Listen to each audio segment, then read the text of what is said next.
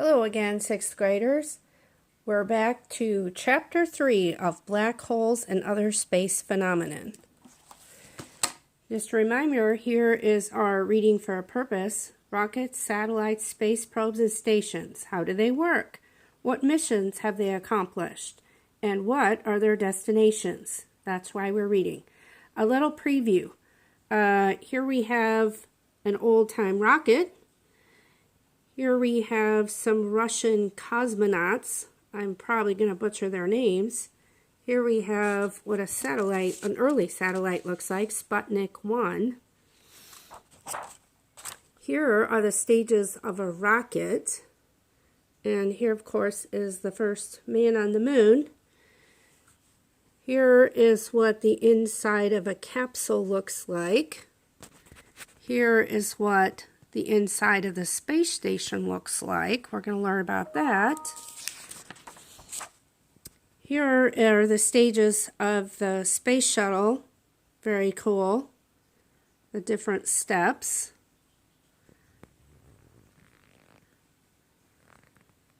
And here's what the inside of a space shuttle looks like. Be sure to check out the key. The letters correspond with the labels.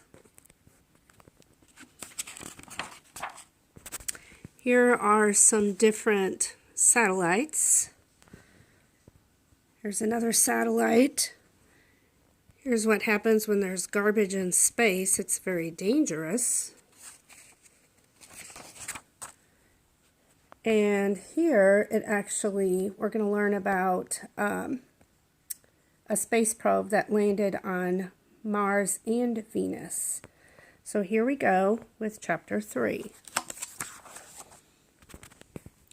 The Chinese were making firework rockets 900 years ago. They were powered by black powder, an early kind of gunpowder. In 1903, a Russian scientist called Konstantin Tsiolkovsky worked out how to use liquid fuels to power rockets. An American scientist named Robert Goddard launched the first liquid fuel rocket in 1926. It was nearly 12 feet long and it burned gasoline and liquid oxygen. This created a jet of gas that lifted the rocket 40 feet. I think there's a reading counts question on that one. Space rockets were developed in the USA and USSR, now Russia, during the 1950s. At first, they were used to launch artificial satellites into orbit around the Earth. A rocket has to reach a speed of at least 7 miles per second before it can escape the pull of Earth's gravity. That's 80 times the speed of the world's fastest train. Pretty fast. Sputnik, the first, was launched by the USSR on October 4th, 1957. It was the first artificial satellite ever to be sent into space. It stayed in orbit for 3 months before burning up. The first person to walk in space was the Russian astronaut Alexei Leonov on March 18, 1965. He was outside of his spacecraft for 20 minutes. The first man in space was Yuri Gagarin, a Russian who orbited the Earth in Vostok the first on April 12, 1961. The first woman, Valentina Tereshkova, took off in Vostok 6 in 1963. And not to be outdone by the Russians, the first successful moon landing took place on July 20th, 1969, when U.S. astronauts Neil Armstrong and Buzz Aldrin became the first people to set foot on the moon. A huge 3-stage Saturn V rocket had blasted off from Earth 4 days earlier, carrying a spacecraft that had 3 sections called modules. While the command and service modules orbited the moon, the lunar module traveled down to its surface. There were 5 more moon landings, during which astronauts carried out experiments and collected rock and soil samples for analysis back on Earth. A U.S. flag flies on the moon. Actually, there were 6 left on the moon. Or does it?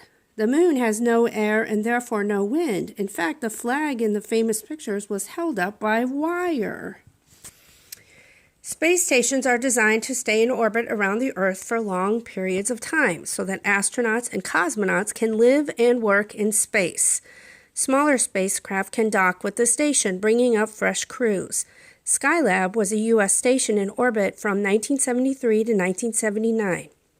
Mir is a Russian station launched in 1986. Returning to Earth is dangerous. The atmosphere around our planet burns up most objects that travel through it. Capsules containing astronauts are protected by heat shields.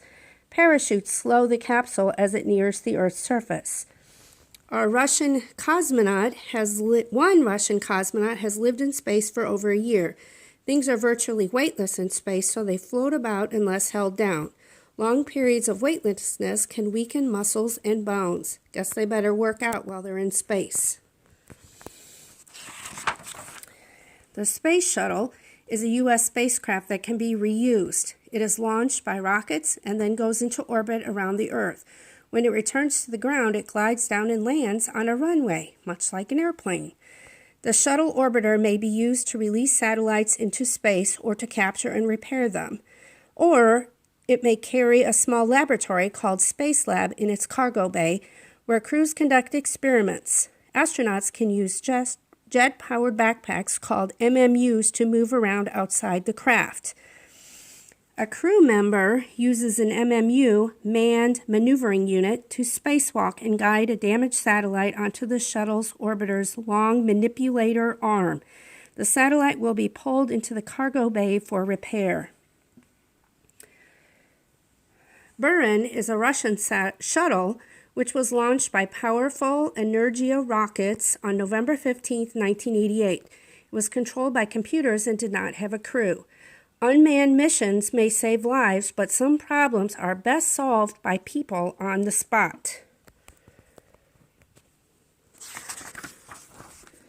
Artificial satellites have come a long way since the Sputnik days. Communication satellites now bounce radio, television, and telephone signals around our planet. Military satellites can spy and guide missiles.